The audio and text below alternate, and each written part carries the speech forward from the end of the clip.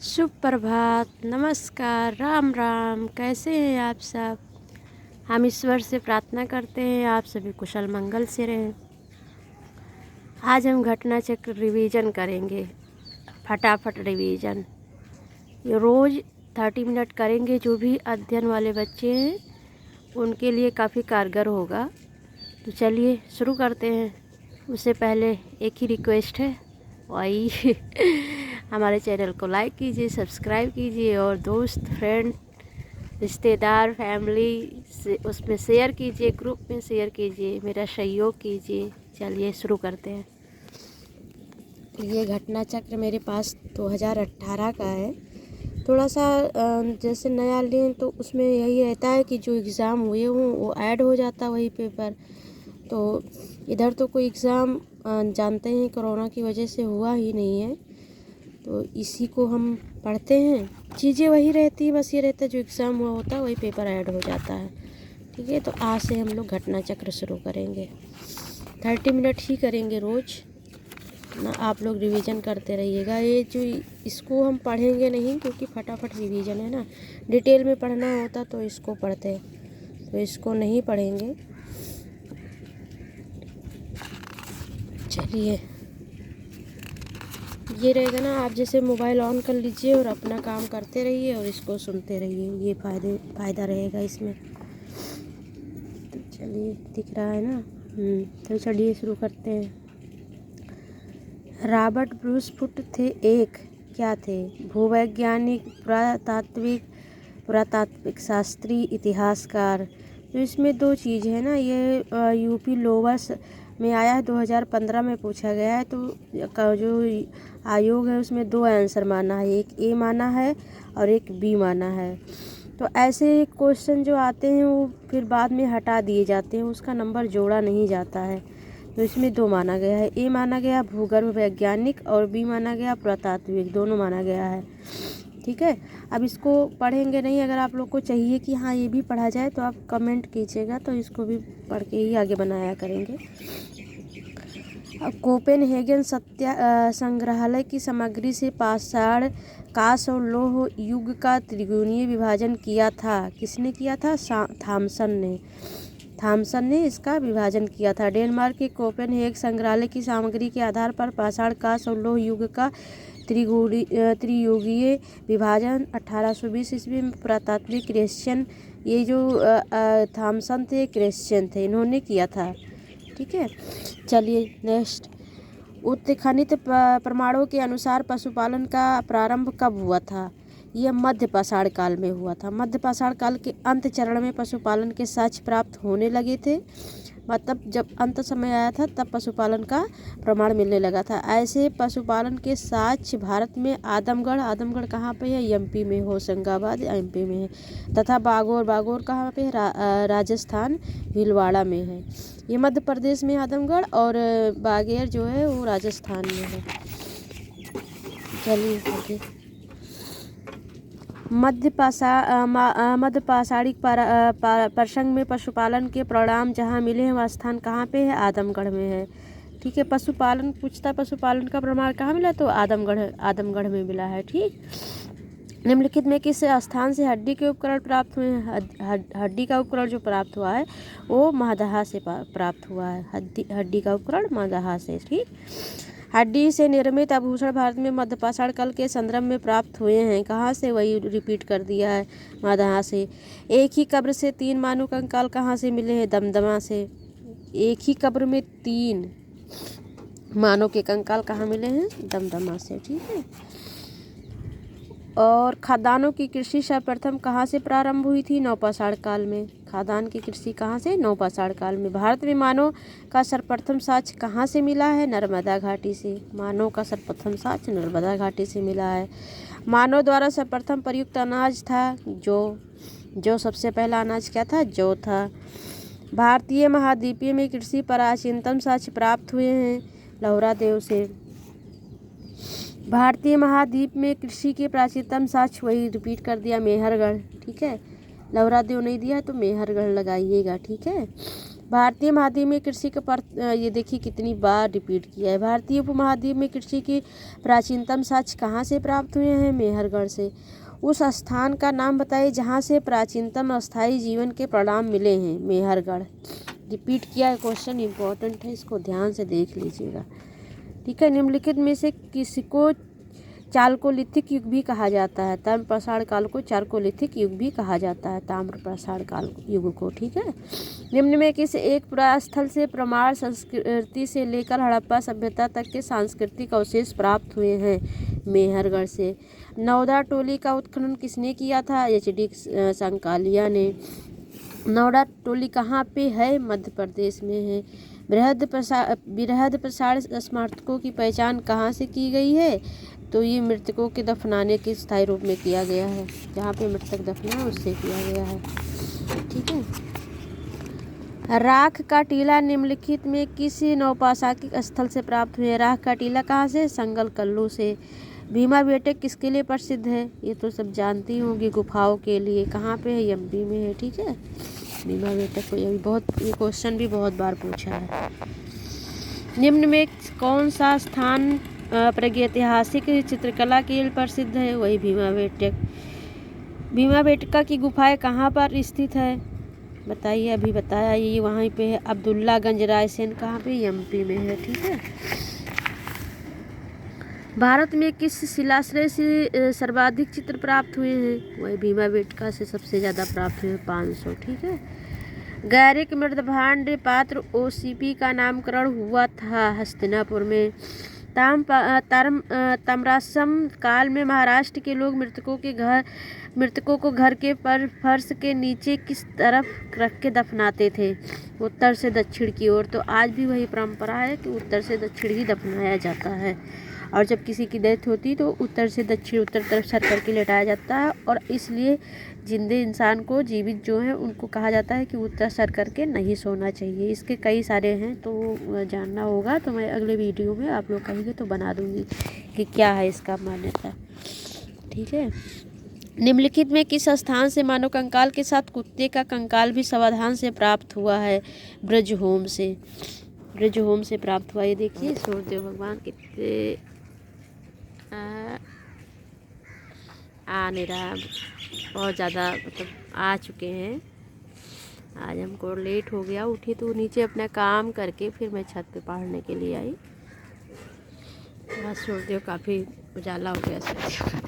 चलिए आगे देखते हैं। निम्नलिखित में किस स्थान पर मानव के साथ कुत्ते को दफनाए जाने का साक्ष्य मिला है? ब्रजहोम से। गर्त आवास से साक्ष्य प्राप्त हुए हैं। ब्रजहोम से। विंध्य क्षेत्र के किस शिलाश्रय से सर्वाधिक मानव कंकाल मिले हैं? लेखिया से। भारतीय पुरातत्व सर्वेक्षण निम्नलिखित विभागों मंत्रालयों में से किसका संकलन कार्यालय है? संस्कृति का। भारतीय पुरातत्व का जनक किसे कहा जाता है? अलेक्जेंडर कनिंघम को। अलेक्जेंडर कनिंघम को कहा जाता है। ठीक है। ये क्वेश्चन भी बहुत पूछा गया है। राष्ट्रीय मानव संग्रहालय कहाँ पे है? भोपाल में है। राष्ट्रीय मानव संग्रहालय कहाँ पे है? भोपाल में है। फिर आया है सैंद्रो सभ्यता एवं संस्कृति। सैंद्रो सभ्यता क्या है और इसकी संस्कृति क्या है, इसके बारे में आगे बताया गया है। तो ये डिटेल में हम नहीं पढ़ेंगे क्योंकि RO की परीक्षा होने वाली, समीक्षा अधिकारी की, जो लोग इसकी तैयारी करते हैं उनके लिए काफ़ी कारगर होगा। इसको फटाफट सुनते रहिएगा, अपना काम करते रहिएगा, हेडफोन लगा लीजिए, सुनते रहिए। मानव समाज विलक्षण है क्योंकि वह मुख्यतः आश्रित होता है संस्कृति पर। ठीक है। हड़प्पा निम्नलिखित में किस सभ्यता से समृद्ध है? तो ये है सिंधु घाटी सभ्यता से। सिंधु सभ्यता संबंधित है किससे? अर्ध ऐतिहासिक युग से। सिंधु घाटी सभ्यता किससे? अर्ध ऐतिहासिक युग से संबंधित है। ये क्या होता है ना, आप ऐसे जैसे आवाज़ ही सुनते रहिए, हेडफोन कान में लगा लिए, मोबाइल चालू कर लिए अपना। लड़कियों के लिए काफ़ी फ़ायदेमंद होता है, हम ऐसे ही करते हैं। तो अपना काम करते रहिए, हेडफोन लगा लिए, अपना सुनते रहिए, तो कुछ ना कुछ तो कान में जाएगा ही। सिंधु घाटी की सभ्यता गैर आर्य थी क्योंकि वह नागरीय सभ्यता थी। गैर आर्य थी क्योंकि वो क्या था? वह नागरीय सभ्यता थी, इसलिए वो गैर आर्य थे। ठीक है। सिंधु घाटी सभ्यता को आर्यों से पूर्व की रखे जाने का महत्वपूर्ण कारक है मृतभांड। सिंधु घाटी सांस्कृतिक वैदिक सभ्यता से भिन्न थी क्योंकि इसके पास विकसित शहरी जीवन की सुविधाएं थी, इसके पास चित्रलेखीय लिपि थी, इसके पास लोहे और अच्छा शस्त्रों से ज्ञान का अभाव था। ये तीनों सही हैं। ठीक है, ये यूपीपीसीएस मेन स्पेशल मेन में 2004 में पूछा गया है। हड़प्पा संस्कृति की जानकारी का प्रमुख स्रोत क्या? पुरातात्विक खुदाई से हड़प्पा सभ्यता की पता किया गया है। निम्नलिखित में कौन सा सिंधु घाटी की सभ्यता का प्रकाश डालता है? पुरातात्विक संबंधित खुदाई। वही क्वेश्चन रिपीट किया, बस थोड़ा सा इधर का उधर कर दिया है। सिंध घाटी के निवासियों की सभ्यता को जानने का मूल स्रोत वहाँ पाई गई क्या पाई गई? बर्तन पाए गए, जेवर पाए गए, हथियार औजार पाए गए हैं। हड़प्पा सभ्यता के उत्पादिक के संदर्भ में निम्नलिखित में कौन सा जोड़ा सही नहीं है? इसमें से कौन सा सही नहीं है? तो इसमें आपका देखिए कौन सा सही नहीं है पूछा है, तो 4 दिए हैं, चारों में कौन सा सही नहीं है? इसमें दिया हुआ है यम रफी मुगल हड़प्पा सभ्यता ने प्रोटो मौसमिया सभ्यता से प्रेरणा ली, यही सही नहीं है। ठीक है, ये नहीं सही है और बाकी सही हैं।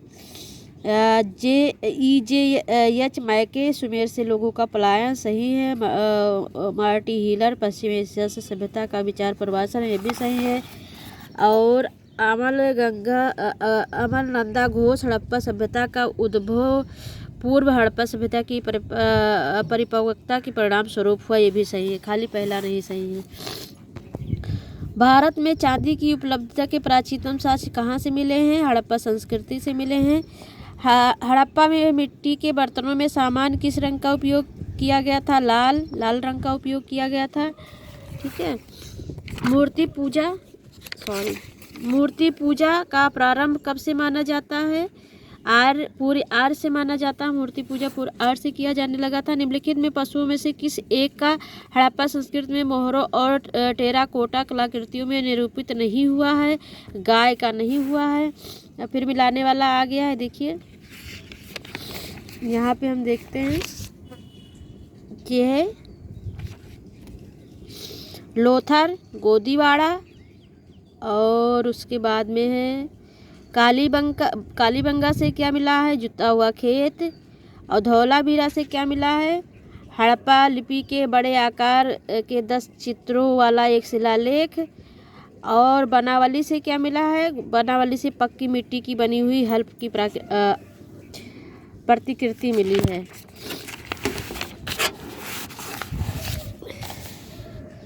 एक जुते हुए खेत की खोज की गई थी कालीबंगा से। जुते हुए खेत की खोज कहाँ से की गई थी? कालीबंगा से की गई थी। ये देखिए हड़प्पा कहाँ? रावी नदी पे है हड़प्पा। हस्तिनापुर, गंगा और नागार्जुन कोटा, कृष्णा और पैटर्न क्या है? गोदावरी। ठीक है, पैटर्न गोदावरी। फिर देखिए आ गया है निम्नलिखित में से किसका सुमेल नहीं है? आलमगीरपुर उत्तर प्रदेश सही है। लोथर गुजरात सही है। कालीबंगा हरियाणा यह नहीं सही। कालीबंगा राजस्थान हनुमानगढ़ जिले में है। रोपड़ पंजाब, ये भी सही है। फिर आया है हड़प्पा संस्कृति स्थलों में उनकी स्थिति संबंधी निम्नलिखित युगों से कौन सा एक सुमेलित नहीं है?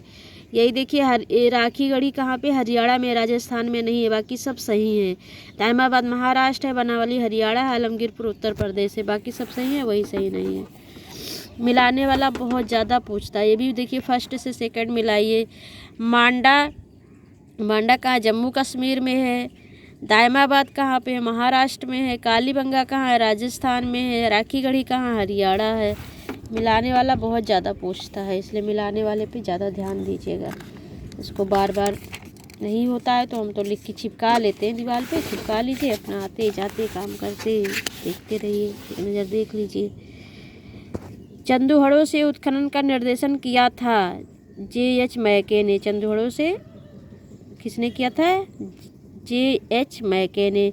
सिंधु घाटी सभ्यता का कौन सा स्थान अब पाकिस्तान में है? हड़प्पा कहाँ पे है? अब पाकिस्तान में है सिंधु घाटी सभ्यता का। रंगपुर जहाँ हड़प्पा की समकालीन सभ्यता थी, सौराष्ट्र। दधेरी एक परवर्ती हड़प्पीय पुरास्थल है, पंजाब का। ठीक है। सिंधु सभ्यता का कौन सा स्थान भारत में स्थित है? लोथर। वह हड़प्पा नगर जिसका प्रतिनिधि लोथल पुरातत्व स्थान करता है किस नदी पर स्थित है? भोगवा। हड़प्पा सभ्यता स्थल लोथल स्थित है गुजरात में। सिंध घाटी सभ्यता का पतन नगर था लोथल। निम्नलिखित में किस हड़प्पा कालीन स्थल से हल्का टेराकोटा प्राप्त हुआ है? बनावली। निम्नलिखित में कौन सा सिंधु घाटी की सभ्यता से संबंधित स्थल नहीं है? कौन सा स्थल नहीं है? तो पाटलिपुत्र नहीं है। भारत में हड़प्पा का बृहद स्थल है राखीगढ़ी। भारत का सबसे बड़ा हड़प्पन पुरातत्व है राखीगढ़ी। सिंध घाटी के लोग विश्वास करते थे किस पे करते थे? मार्त शक्ति पर। सिंध घाटी के लोग किस पे? मार्त शक्ति पर विश्वास करते थे। सिंध घाटी के लोग पूजा करते थे पशुपति की। मोहनजोदड़ो हड़प्पा की पुरातात्विक खुदाई प्रभावी था सर जॉन मार्शल द्वारा।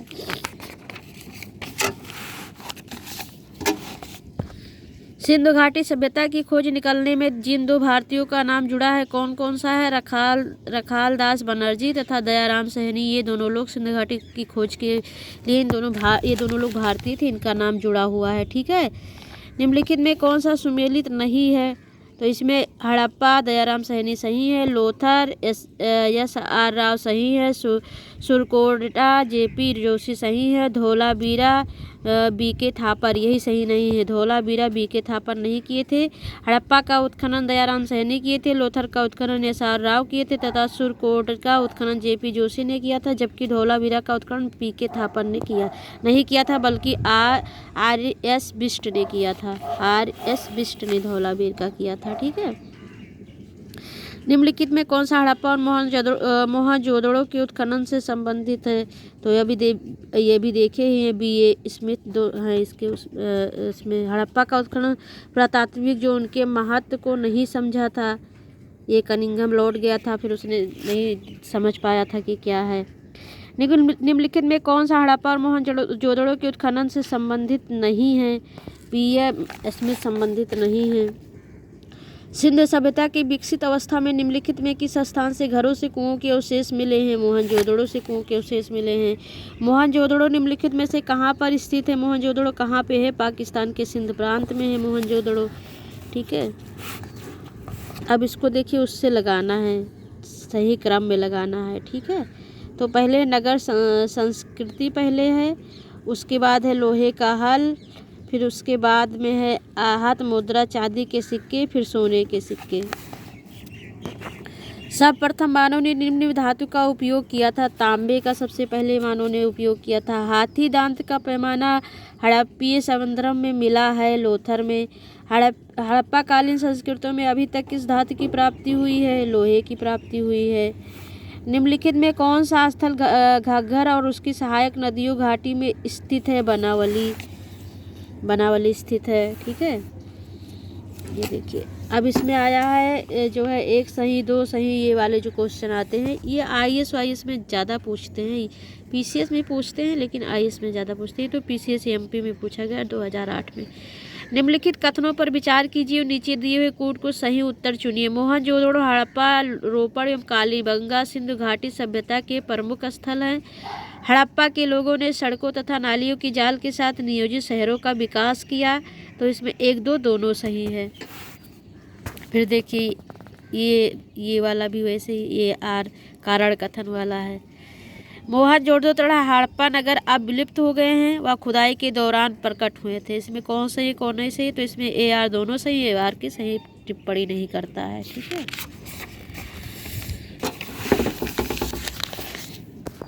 हड़प्पा संस्कृति के संदर्भ में शैलकृत स्थापत्य के प्रमाण कहाँ से मिले हैं? तो धोलावीरा से मिले हैं। धोलावीरा किस राज्य में स्थित है? तो यह गुजरात में धोलावीरा स्थित है। कौन सा हड़प्पीय नगर 3 भागों से विभाजित है? तो धोलावीरा 3 भागों से विभाजित है। फिर निम्नलिखित में कौन से स्थल से 3 नगरों के अवशेष प्राप्त हुए हैं? धोलावीरा से 3 नगर के अवशेष प्राप्त हुए हैं। एक उन्नत जाल प्रबंधन व्यवस्था का साक्ष्य कहाँ से प्राप्त हुआ है? धोलावीरा से प्राप्त हुआ है। ये तो आंसर ही नहीं माना है, तो इसको कोई मतलब नहीं है। हड़प्पन स्थल सैलोनी के अभी हाल में उत्खनन से प्राप्त हुए हैं। मानव समाधान। वस्त्रों के लिए कपास की खेती का आरंभ सबसे पहले कहाँ से किया गया है? तो भारत से किया गया। कपास का सबसे पहले कहाँ? भारत। ठीक है, भारत में पहला क्या हुआ? तो अच्छा है, चलो कुछ हुआ कपास।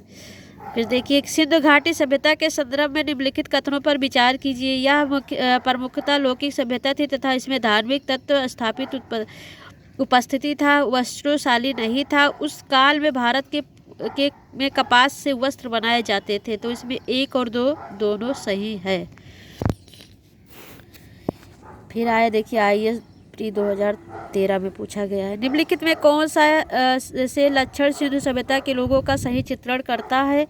उनके विशाल महल और मंदिर होते थे। उनके विशाल महल और मंदिर होते थे। वह देवी और देवताओं दोनों की पूजा करते थे। वह युद्ध में घोड़े द्वारा खींचे गए रथों का प्रयोग करते थे। उसमें कौन सा सही है? केवल 2 सही है। वह देवी और देवताओं दोनों की पूजा करते थे। सिर्फ यही सही है, बाकी नहीं सही है। निम्न स्थानों पर किस एक स्थान पर सिंधु सभ्यता से संबंध विख्यात वृषभ मुद्रा प्राप्त हुआ है? मोहनजोदड़ो से। निम्नलिखित में किस पशु का आकलन हड़प्पा संस्कृति के मोहरों से नहीं मिला है? घोड़े का। किस पशु के अवशेष सिंधु घाटी सभ्यता से प्राप्त नहीं हुए? शेर का नहीं प्राप्त हुआ है। मृद पट्टियों पर उत्कीर्ण सिंह युक्त देवता की कृति प्राप्त हुई है? कालीबंगा से। निम्नलिखित में कौन सी सभ्यता नील नदी के तट पर पनपी है? मिस्र की सभ्यता। निम्नलिखित सभ्यताओं का उत्तर से दक्षिण की सही क्रम क्या है? यजडेक, माया, मुइस्का, इंका। लेखन कला की उचित प्रणाली विकसित करने वाली सर्वप्रथम प्राचीन सभ्यता? सुमेरिया।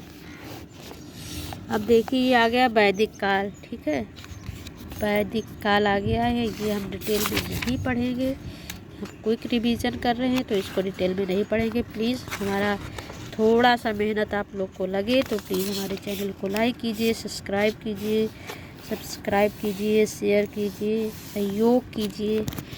हम ऐसे ही अपने बिजी लाइफ से थोड़ा टाइम निकाल के 2 घंटे